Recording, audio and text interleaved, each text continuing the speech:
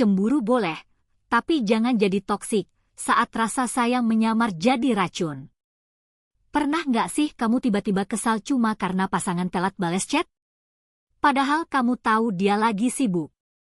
Tapi tetap aja, rasa nggak enak itu muncul. Jantung berdebar. Pikiran mulai liar. Dan tiba-tiba, kamu udah ngetik.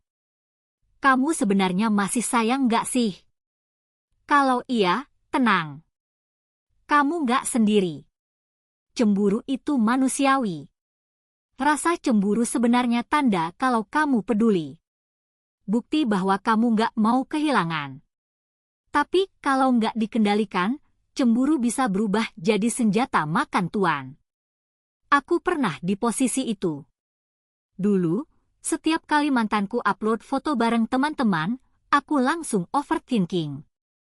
Aku cek siapa yang like, siapa yang komen, bahkan sampai stalking akun cewek yang aku curigai.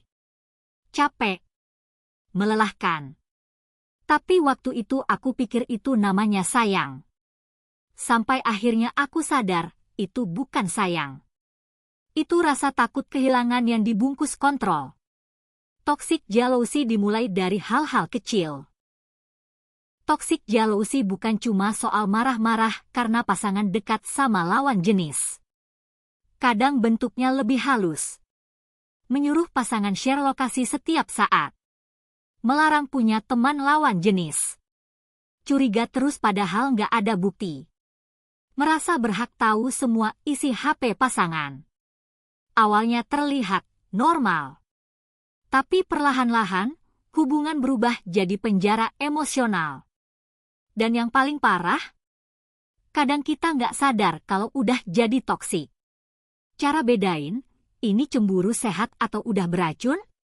Cemburu sehat. Kamu bisa ngomong jujur soal rasa nggak nyaman. Kamu tetap kasih ruang buat pasangan. Kamu refleksiin perasaanmu, bukan langsung nuduh. Cemburu toksik. Kamu sering ngecek dan ngatur. Kamu lebih banyak curiga daripada percaya. Kamu pakai kata, kalau kamu sayang, kamu harus. Cemburu sehat bikin hubungan berkembang.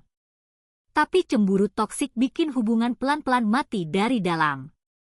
Jadi, harus gimana? Kenali akar rasa cemburu. Apakah kamu takut ditinggalkan? Merasa nggak cukup? Atau pernah disakiti? Belajar komunikasi tanpa menghakimi, ucapkan perasaan tanpa menyudutkan.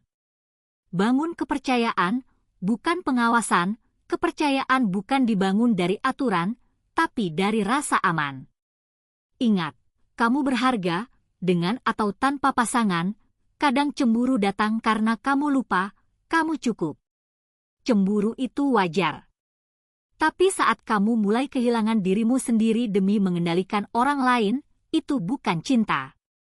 Itu luka yang belum sembuh, menyamar jadi rasa sayang. Kalau kamu pernah jadi korban atau pelaku cemburu yang beracun, gimana caramu bangkit atau berubah? Tulis pengalamanmu di kolom komentar. Cerita kamu bisa menyadarkan orang lain. Kalau kamu suka topik-topik seperti ini, tentang growth, mindset, dan kehidupan yang lebih terarah, jangan lupa subscribe, like, dan share ya.